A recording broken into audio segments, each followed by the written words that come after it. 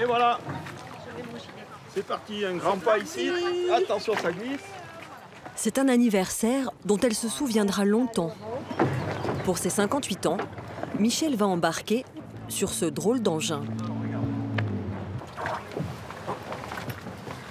Voilà. On n'est pas bien là? Ok. On est super bien installé. Voilà, on est bien. Déjà, Hein, c'est bien. voilà, donc la barre. Aux commandes de cette hydro-ULM, Doumé, un mordu de deltaplane et d'ULM depuis plus de 20 ans. Ah, bah, on va venir avec le sourire. Une passion dont il a fait son métier. Et tu t'occupes de rien et tu te fais aucun souci. Si le moteur ralentit, c'est normal. Si j'accélère, c'est normal. Si ça bouge, c'est normal. Si le bateau il bouge un petit peu comme ça, c'est normal. D'accord? C'est parti. Je te fais confiance. Je vois que le mari se fait du souci derrière. Je suis quand même un peu inquiet, elle n'est même pas attachée, ma femme.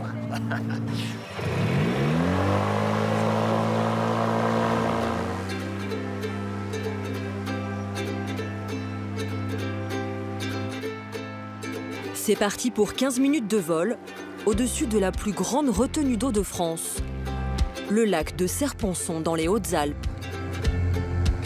Un lac artificiel créé par un barrage censé dompter les eaux tumultueuses de la Durance. 3000 hectares d'eau entourés de reliefs montagneux, une petite mer à la montagne. Avec son lot d'activités estivales, planche à voile, paddle, bouée tractée, J'ai peur.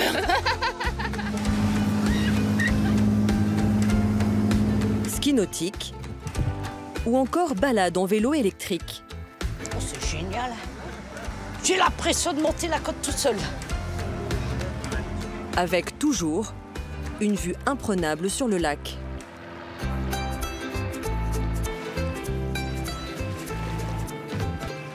Alors, Ah, c'est fort. Ah, c'est grandiose. Et tout en douceur, du début à la fin. Serponçon attire 40 000 touristes chaque été. Parmi les inconditionnels, une famille belge. Après 12 heures de route, Caroline Couplet arrive avec ses 4 enfants, ses beaux-parents et ses cousins. 15 ans que la tribu prend ses quartiers d'été ici.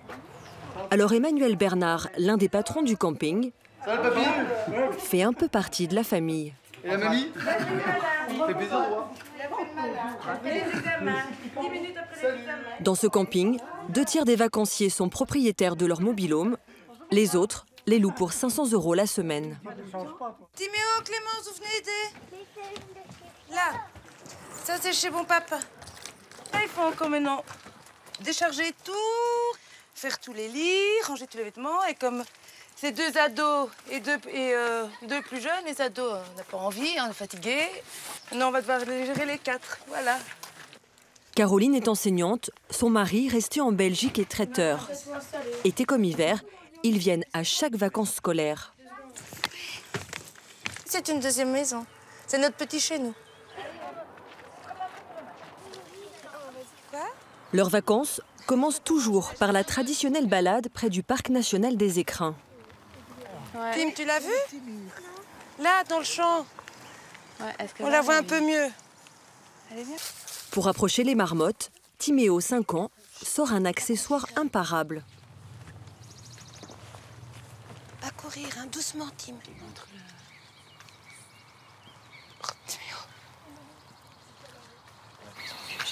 Et c'est gai, c'est un moment de détente aussi.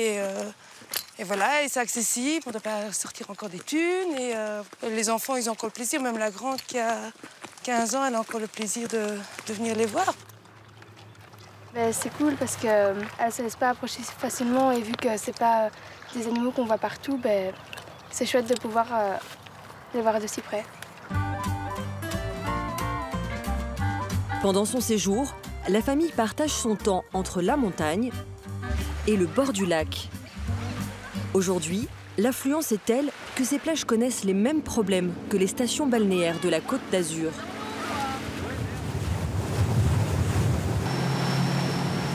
Vincent Scapellato, 51 ans, est pompier volontaire depuis 14 ans. Chaque été, cet artisan plâtrier patrouille sur le lac avec 2 collègues. Une surveillance indispensable pour déjouer les pièges de cette eau, bien plus dangereuse qu'il n'y paraît. Affirmatif, il y a deux troncs d'arbres qui sont à peine visibles à fleur de l'eau.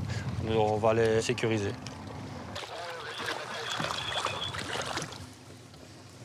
Écarte-le des boudins, on va les traîner derrière. C'est bon, Vincent. Le skieur, il se prend les jambes là-dedans, il y laisse les 2 tibias. Une bouée tractée, elle crève et bon, c'est un choc parce que les genoux en fait sont dans l'eau. L'équipage tracte les 2 troncs d'arbres jusque dans cette petite crique, à l'abri du courant. Tu envisages de le remonter sur la terre? On va plutôt le coincer derrière un arbre. Là. Il y a un arbre ici, on va essayer de coincer les branches derrière. C'est bon, c'est largué. Allez. Le risque ne vient pas toujours de l'extérieur. Parfois, ce sont les baigneurs eux-mêmes qui se mettent en danger. Bonjour. Bonjour. Ce qui serait bien pour vous, c'est que vous nagiez un peu plus près des berges. Parce qu'en fait, ici, il n'y a plus de bouée de sécurité. Ouais, et là, vous êtes à plus de 100 mètres. Bah, je sais pas. Vous êtes à plus de 100 mets des berges et du coup, les bateaux à moteur, ils ont le droit de venir ici. Bon après-midi. Merci à vous. Ah, ça nous est déjà arrivé de trouver un nageur au milieu du lac. Hein. Je dis, mais qu'est-ce que vous faites là? Je m'entraîne, je nage. Et je dis, c'est hyper dangereux, quoi. Vous voyez, quand il y a des reflets comme ça, on voit pas. Une tête, c'est une bouée. Ça fait en fait une tête, on la voit pas. Et avec le reflet du soleil, c'est encore pire, quoi. En fait, on le voit que quand on arrive dessus.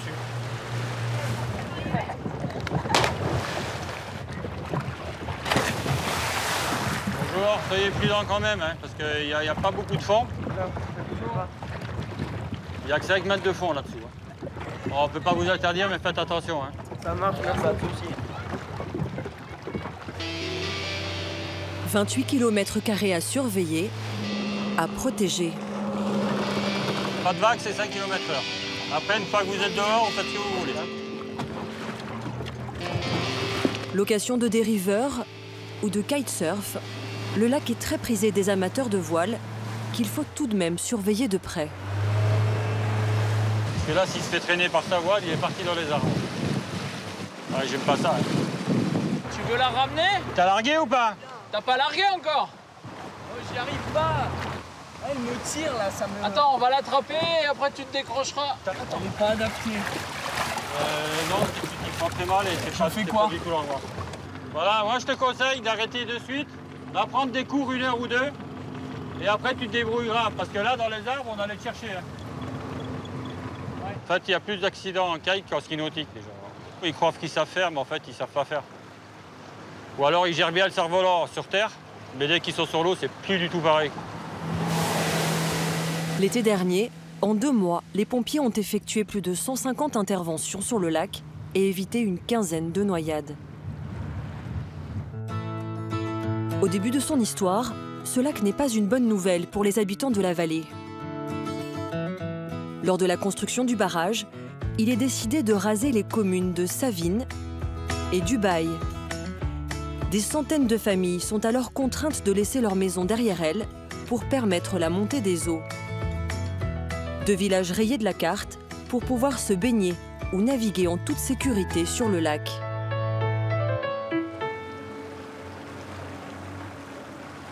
Il ne reste qu'un unique vestige de l'époque. Un monument qui trône sur une petite île au milieu du lac, la chapelle Saint-Michel. Gilles Brenier est agent technique. C'est lui qui a la charge de l'entretien de cet édifice, miraculeusement sauvé des eaux. Il est le seul autorisé à accoster sur l'île durant l'été. Les touristes doivent attendre l'hiver, lorsque le niveau du lac baisse, pour y venir à pied.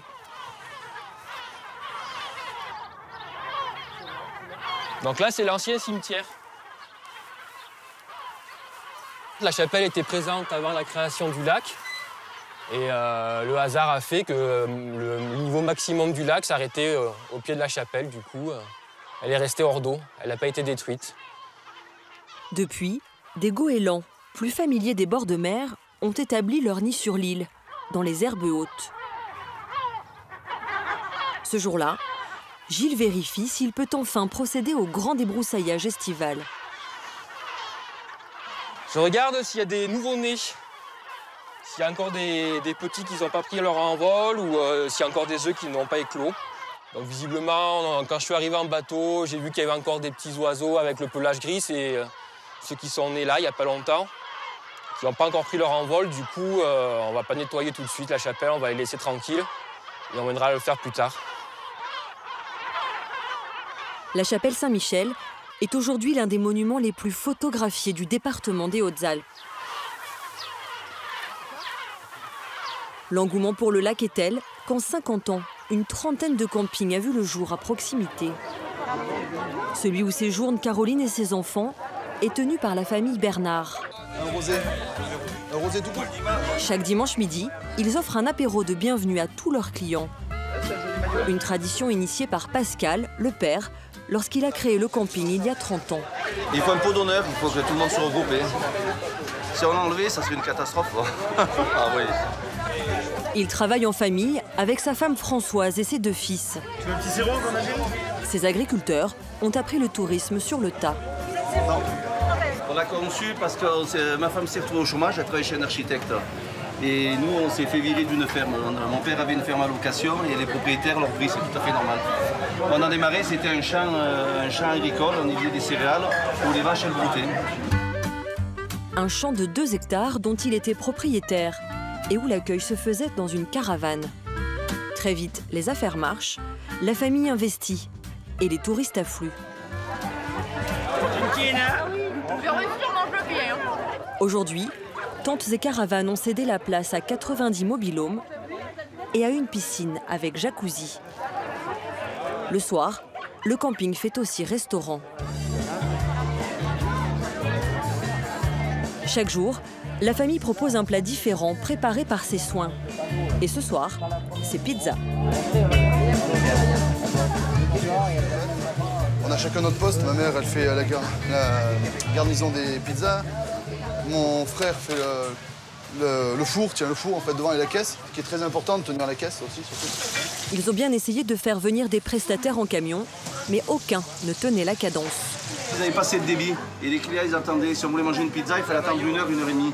Et c'est une aberration. Alors, une jambon fromage s'il te plaît. Et alors une demi-chèvre et une demi-mozzarella s'il te plaît. Allez, c'est parti, 5 petites minutes. Avec le snack, la famille assure 1/3 de son chiffre d'affaires.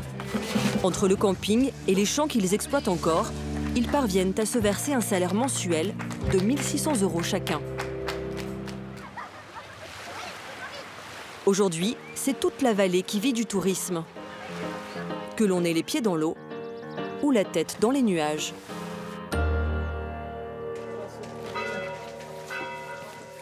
Dans le village de Chorges, Olivier Combesco se prépare à accueillir des touristes avides de sensations fortes. Voilà, une paire de gants chacun. Il est professeur de sport et passionné de parapente. Dans cette armoire, il y a plusieurs parapentes. Et ce qui est rigolo, c'est que le parapente, c'est une machine volante. Et en fait, on arrive à avoir 6 avions dans une armoire. Depuis 20 ans, il parcourt le monde à vélo et en parapente. Taïwan, Bulgarie ou encore Arménie, où il a fait voler tout un village. Lui, il est revenu 2 fois, il était en train d'aller vendre son lait à Spitak. Il a roulé à toute allure pour arriver à faire le 2e biplace. Il avait trop envie de réessayer une 2e fois. Voilà, hop. Pour financer ses voyages, il partage sa passion avec les vacanciers. Comme cette famille venue de Manosque. Oh, c'est clair, ça, il vit sur le lac. Attends, avec ça, sur le lac, ça va être sympa. Eric, 48 ans, s'est fait offrir ce baptême de parapente pour la fête des pères. En bon ingénieur, il reste concentré. Le sourire est un peu crispé. La pression monte? Un petit peu, oui. Qu'est-ce qui vous fait un peu stresser? Je sais pas exactement. Je pense que c'est qu'on doit partir un peu dans le vide. Comme j'ai jamais fait, je sais pas comment on réagit, mais on verra bien. Alors tu viens par là, on passe aux choses très sérieuses. Tout ce que j'attache, tu ne détaches pas. Hein, Eric? T'hésites pas à poser des questions. Normalement, les ingénieurs, ça pose des questions et ça trouve des réponses. Tu regardes si t'es bien assis. Regarde, tu seras assis comme ça. Ouais, t'es bien là parfait, ouais. Oh oui, un bon 90. Hein. Mais non. 87,5. commence à courir. Et t'envoies les gars. Et là, tu cours, et descends pas. On est déjà en vol, tranquille. Voilà. Ça va? Oui, c'est très bien, c'est très confortable. On est en vol, tout va très bien. 80 € pour 15 minutes de vol libre. Ça te plaît? Ah ouais, c'est génial. Ouais. Bah oui, c'est tranquille. Alors là, on est dans un cadre vraiment magnifique. Olivier fait ainsi voler 200 personnes chaque année. À la fin de l'été, il s'envolera pour le Kirghizistan. Prêt, attention, l'herbe est un peu haute, on n'est pas posé. Allez, debout, hop là. À l'autre bout de la vallée, dans la petite ville de Chabot, c'est le patrimoine culinaire qui a été sauvé par le tourisme. Cette entreprise a été créée par 2 frères, Eugène et Jean-Louis Pellegrin. Ils ont remis au goût du jour une spécialité locale, les tourtons du Champsaur. Bonjour. Ça va, Élie? Ça va? Des petits chaussons fourrés à la pomme de terre, aux chèvres ou aux fruits, servis autrefois lors des repas de Noël. Une recette héritée de leur mère. Là, quand je pense à ma mère tous les jours qui n'est plus là, de la quitter, elle doit se dire, ah, ça c'est bien. Parce qu'au début, quand j'ai commencé, quand même mon père me prenait un peu pour un fou. Parce que les tourtons, il ne voyait pas comment on pouvait gagner sa vie en vendant quelques tourtons. Aujourd'hui, ils produisent 50 000 tourtons par jour, emploient 25 salariés et réalisent plus de 4 millions d'euros de chiffre d'affaires. Tout a commencé en 1985, lorsque Jean-Louis était chauffeur l'été, moniteur de ski l'hiver. Avec un ami à moi qui était pisteur. Donc on s'était installé dans la maison, on avait squatté la cuisine et on a mis 4 tabourets avec un plateau, un casier à tourtons. Le premier marché de la Mure, là, c'était un peu archaïque, mais bon, c'était pas mon métier à l'époque. Hein. Donc... 30 ans plus tard, Jean-Louis tient toujours un stand sur les marchés. Et dès l'arrivée des premiers touristes, il part à leur rencontre pour leur faire découvrir son patrimoine. Ce jour-là, il a choisi la plage de la baie Saint-Michel pour installer un stand éphémère.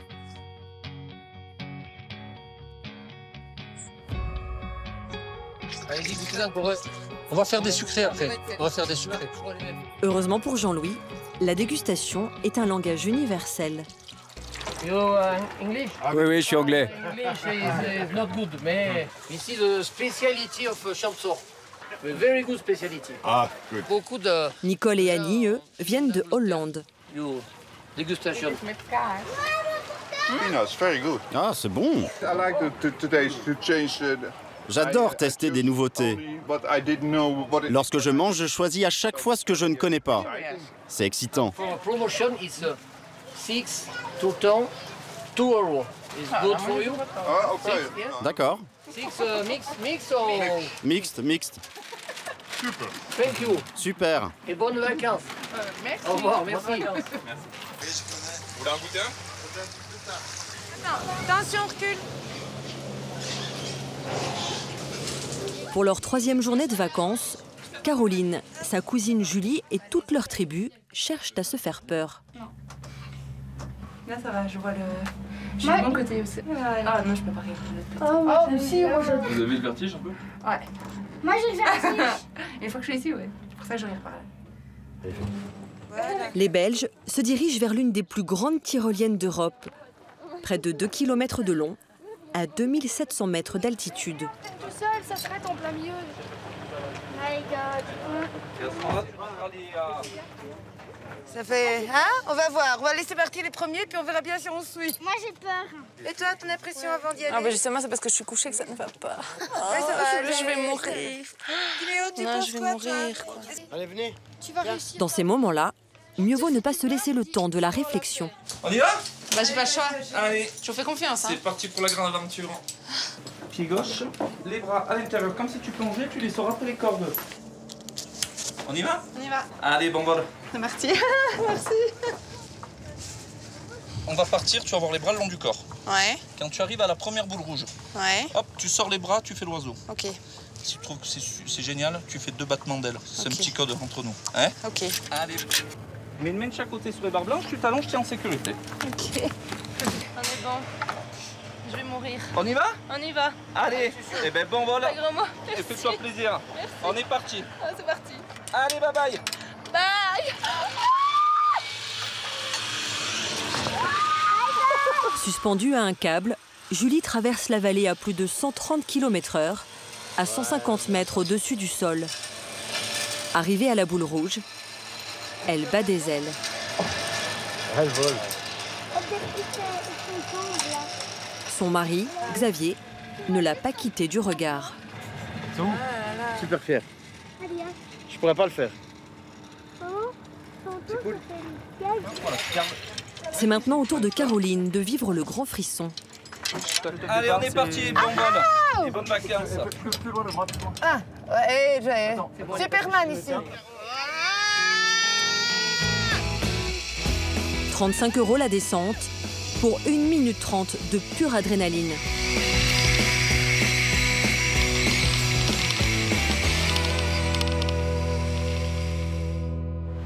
D'autres sont à la recherche d'expériences plus contemplatives. J'ai l'impression que ça nous rend comme des enfants. Ouais. Céline et Cédric habitent à quelques kilomètres d'ici. Pourtant, ce soir, ils ne dormiront pas chez eux. Ils ont réservé une nuit romantique à 1900 mètres d'altitude. Je pense que c'est pas mal justement de ne pas prendre le plan, comme on a fait. Oui, laisse-toi porter par le bruit du torrent. Ce sentier de randonnée, c'est le parcours des fées. Une balade d'1h15 au milieu d'œuvres d'art réalisées par des artistes de la région. C'est extraordinaire. Tiens, regarde, la chapelle bleue. On arrive dans la demeure des faunes et des elfes et des fées.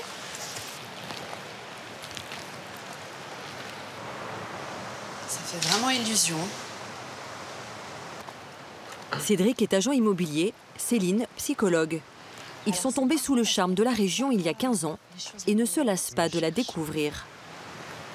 Ces œuvres, c'est extraordinaire, c'est exceptionnel. Le clou du spectacle se trouve au sommet. Ça y est, on va pouvoir poser bagages. Cette cabane de berger dans laquelle ils vont passer la nuit. Oh, il fait chaud, il fait bon. Une nuit au chaud et à la belle étoile. Génial. Ouais. Ici, pas d'eau courante, l'éclairage est à l'énergie solaire. Pour pouvoir dormir là, le couple a fait un don de 90 € à l'association à l'origine du projet. Non, mais attends, là, la Voie lactée, on va être terrible. Hein. Presque, il me tarde qu'il fasse nuit. Non, on savoure chaque moment. Sur tes bonheur, Thierry. Au lieu, à la vie, à nos enfants, Maë et Chéna. À l'été de nos 10 ans de mariage. Ah oui, nos 10 ans de mariage.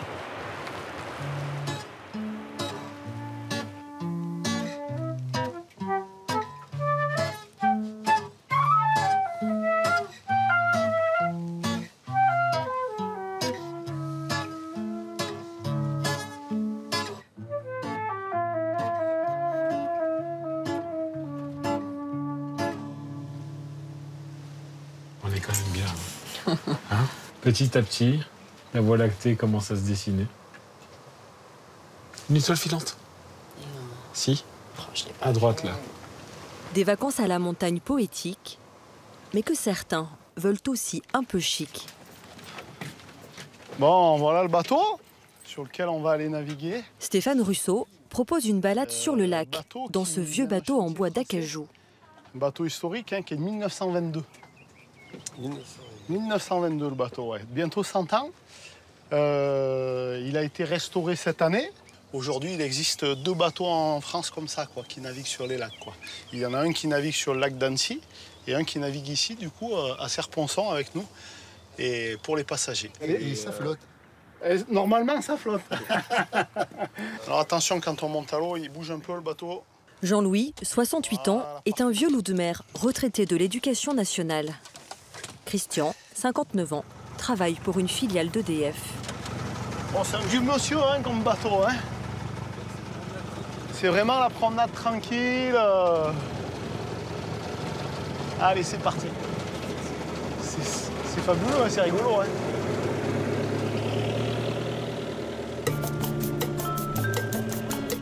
Stéphane navigue un long moment sur le lac. jusqu'à trouver l'endroit idéal pour sortir le grand jeu à ses clients. Alors, à vous proposer, on va avoir des petites verrines, melon, jambon cru, avec du jambon cru de pays. On a une petite verrine également de chèvre de pays également. Et en boisson, je vais vous proposer un petit vin bio local. Santé, santé. À la santé donc, des vacanciers. À vos vacances. Merci. Par curiosité, je voulais savoir ce que c'était que se promener dans un bateau comme ça. C'est magnifique, c'est une œuvre d'art. On navigue sur une œuvre d'art.